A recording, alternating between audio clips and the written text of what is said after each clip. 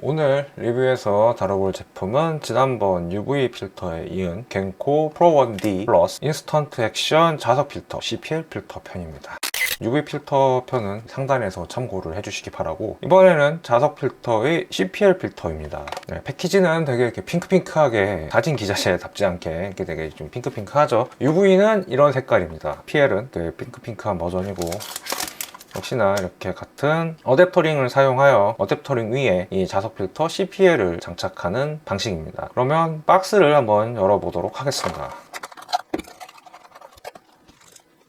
케이스는 셀레스테와는 좀 다른 모양이고, 이 케이스의 장점이 꽤 많아요. 저는 이 케이스, 겐코에서 제공하는 이 기본 케이스들을 되게 좋아합니다. 사각형 플라스틱보다 부피가 작고, 무엇보다 열었을 때 스폰지가 들어있어서 필터 보호해주면서, 이 지금 구경이 67mm 필터가 들어있는데, 이 케이스는 최대 82mm까지 필터를 보관할 수 있습니다. UV 필터처럼 항상 장착하는 필터라면 이렇게 케이스가 남을 텐데, 거기에 원래 케이스가 없는 제품들을 넣고 다닐 수 있고, CPL이나 ND 필터처럼 하나만 들고 다니고 싶을 때는 이 케이스에 넣어서 가지고 다닙니다. 파손될 염려가 없어서 좋죠.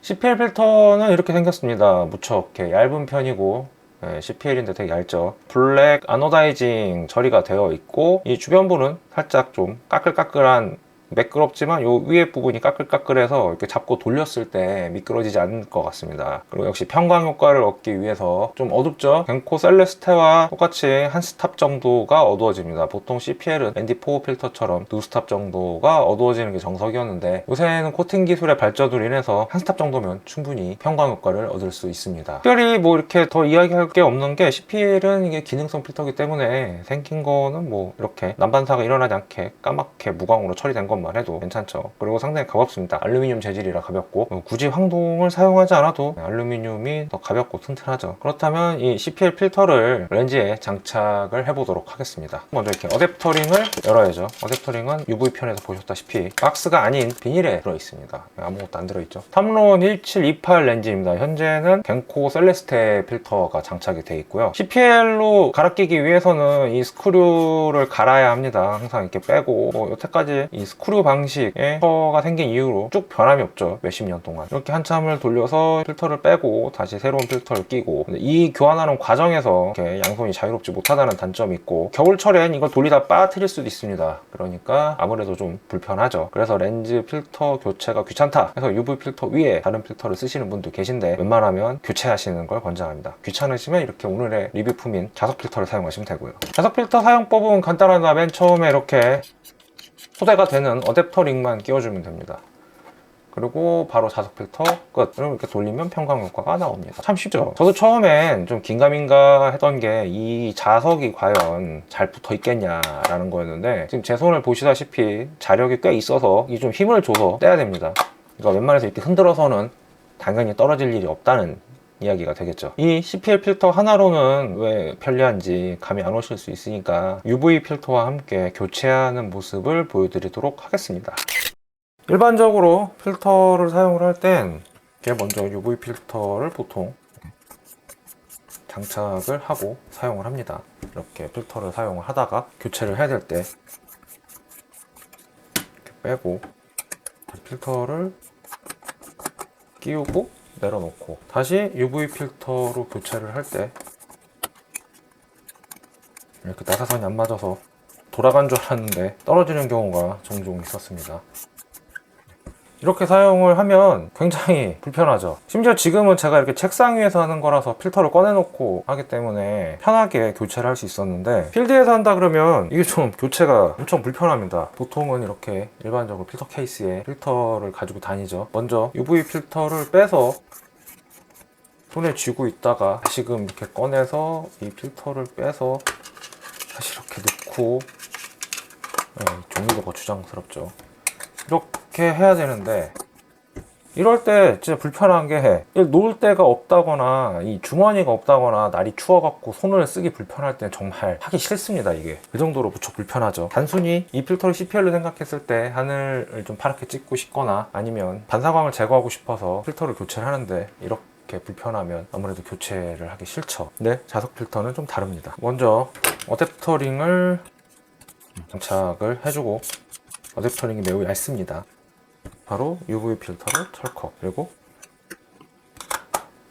CPL을 철컥. 뭔가 참 빠르죠. 그냥 이렇게 빼서 갈고 빼서 갈고 뭐 이러면 끝입니다. 그렇다고 해서 이렇게 뭐 필터가 잘 빠지냐, 네, 그 정도의 자력이었으면 물건을 팔지 못했을 거라고 생각이 됩니다. 빼고 장착, 빼고 장착. 편하게 필터를 교체할 수 있기 때문에 주머니에 필터 케이스를 넣고 다니다가 한 손으로 필터 케이스를 들고 한 손으로 렌즈를 들고 이렇게 교체를 하면 됩니다. 그래서 CPL을 항상 가지고 다니게 되었죠. 예전 같았으면 이 돌리는 게 너무 거추장스러운 일이어서 교체를 큰마음 먹고 했었어야 됐습니다. 이런 편의성은 정말 이루 말을 할 수가 없죠. 좀 이따 필드에서 교체하는 걸 보여드리도록 하겠습니다.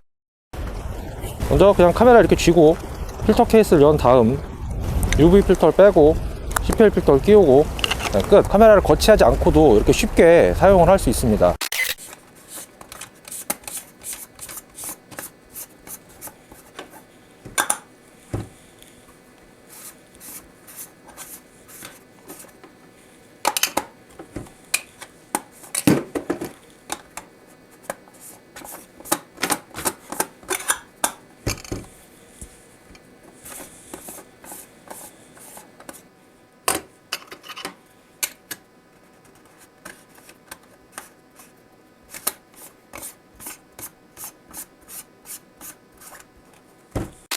이번에는 겐코 프로-온-D 플러스 자석 필터의 발수 성능과 반류 성능을 알아보도록 하겠습니다. 뭐 되게 거창하게 이야기했지만 발수 성능이라는 거는 필터에 물이 맺혔을 때 물을 얼마나 잘 튕겨낼 수 있는가, 필터에 물이 맺히면 잘 닦이지가 않고 흘러내려야 되는데 계속 물이 맺혀 있게 되면 필드에서 눈, 비를 맞았을 때 쉽게 사용하기 힘들죠. 눈 오는 날 사진을 찍었는데 필터에 눈이 묻었는데 잘 안 흘러내리더라. 계속 닦아줄 수도 없고 불편한 일이죠. 그렇기 때문에 이 발수 성능도 매우 중요하고, 사진을 찍다 보면 필터에 지문이나 뭐 얼굴 기름이 묻는다거나 여러 가지로 오염이 되는 경우가 많습니다. 여러 가지로 기름 성분에 오염이 되는 일이 많습니다. 하다못해 삼겹살집에서 내가 맛있는 삼겹살을 찍겠다 하고 사진이나 영상을 찍었는데 앞유리가 뿌옇게 되는 현상이 일어나서 이 필터의 투명도가 확 떨어지게 됩니다. 먼저 발수 성능에 대해서 테스트를 해보도록 하겠습니다.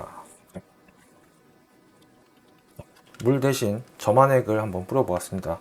이렇게 물이 잘 맺혀 있고 쉽게 이렇게 탈탈 털면 물이 이렇게 쉽게 털려 나갑니다. 두 번째로는 반류 성능입니다. 지문이 찍힌다거나 삼겹살집에서 삼겹살을 찍다가 기름이 튄다거나 얼굴에 묻는다거나 뭐 다양하게 오염이 될 가능성이 많죠. 쉽게 테스트를 하기 위해서 필터 위에다가 유성 매직으로 글씨를 써보도록 하겠습니다. 글씨를 써봤는데 보이시나요? 잘 안 보이시는 분들을 위해서 이렇게 이게 글씨가 제대로 써지지가 않아요. 겐코 자석 필터는 반류 코팅이 되어 있기 때문에 이렇게 필터 위에 유성 매직으로 글씨를 써도 글씨가 바로 쭉쭉 그어지지가 않고 이렇게 동글동글 물방울 맺히듯이 그냥 맺힙니다. 필터가 안 닦이면 굉장한 스트레스거든요. 잘 닦여야 좋은 겁니다. 점안액이 묻었던 휴지를 가지고 와서 한번 닦아주고, 융으로 바로 닦아도 되긴 하는데 융에 검은게 묻어서 싫으니까 테스트기도 하고, 먼저 이렇게 휴지로 닦아주고 이렇게 융으로 닦아주면 지문이 묻는다든지 뭐 기름이 묻는다든지 이럴 때에도 물티슈로 한번 이렇게 쓱 닦아주거나, 티슈가 없어도 바로 융으로만 닦아줘도 이렇게 잘 닦입니다. 필터 쓰는데 스트레스가 확실히 덜하다는 이야기죠. 이번에는 겐코 프로-온-D 플러스 자석 필터 CPL 필터의 편광 효과에 대해서 이야기를 해보도록 하겠습니다. 보통 이 편광 필터를 쓰는 이유는 편광 효과를 이용하여 물이나 유리창 등의 반사광을 제거하여 투과율을 높여서 반사되는 것 없이 촬영을 하거나 하늘을 더 파랗게 찍고 싶을 때 사용합니다. 지금은 날이 좋아서 하늘이 파랗긴 하지만 더 파랗게 찍으면 어떨지 한번 보도록 하겠습니다. 현재는 CPL 필터 및 아무런 필터가 장착되어 있지 않습니다. 그리고 겐코 자석 필터를 장착을 하였습니다. CPL 필터는 아무리 잘 만들어도 화이트 밸런스가 기본적으로 살짝 변하게 되어 있고, 이거 노출은 한 스탑 정도가 떨어집니다. 자동 화이트 밸런스나 자동 노출을 사용하시면 끼우나 안 끼우나 카메라가 알아서 맞춰주기 때문에 별다른 차이는 없지만, 지금은 노출을 N모드로 고정하고 화이트 밸런스도 고정을 하였습니다. 어떻게 나오는지 보여드려야 되기 때문에. 자, 그러면 CPL 필터를 회전시켜 보도록 하겠습니다. 천천히 회전을 합니다. 하늘의 파란 정도가 바뀌는 게 보이시나요? 다시 하늘이 파랗게 편광되는 효과를 보여드리도록 하겠습니다. 현재는 아무 필터가 없고요. 필터를 장착하였습니다. 하늘색이 변하는 게 보이시나요? 최근에 이제 포토샵으로 하늘을 따로 채널을 따서 파랗게 만드는 방법도 있긴 한데, 저는 광학적으로 해결하는 걸 더 선호하기 때문에 항상 CPL 필터를 가지고 다닙니다. CPL 필터류의 최고의 단점은 필터를 갈아 낄 때 무척 불편하다는 건데, 이 자석 필터는 아까 보여드렸다시피 뺐다 꼈다만 하면 되니까 무척 편해서 잘 가지고 다닙니다. 이번엔 편광 효과에 대해서 이야기를 해보도록 하겠습니다. 이번에는 CPL 필터를 사용하는 기본적인 목적에 해당되는 편광 효과에 대해서 알아보도록 하겠습니다. 하늘을 파랗게 만드는 건 사실 부수적인 효과고, 일반적으로 사용을 할 때는 이 편광 효과를 얻기 위해서 많이 사용을 합니다. 지금은 현재 한강을 촬영 중이고 UV 필터나 CPL 필터 아무것도 장착이 되어 있지 않습니다. 그렇다면 겐코 자석 필터 CPL 필터를 끼워 보도록 하겠습니다. 필터를 장착을 하였고요. 이제 돌려보도록 하겠습니다.